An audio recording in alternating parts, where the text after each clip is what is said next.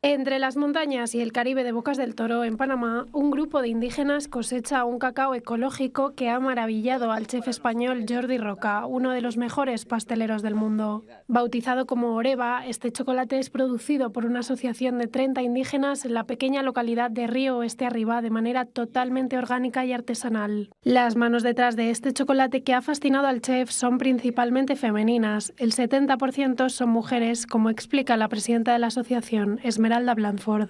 Para mí es muy importante y lo he estado esperando. Cuando supe que Jordi venía, quería saber quién era Jordi.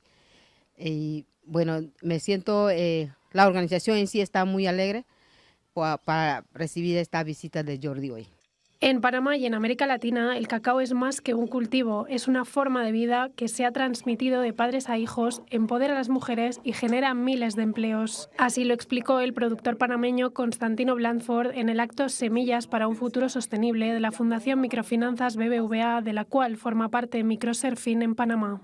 Mucho la historia de Constantino, lo conocí en Madrid hace unos meses y me comprometí a venir. Me dijo, vente para acá. Dije, pues vamos a conocer esa manera tuya de entender el cultivo de cacao.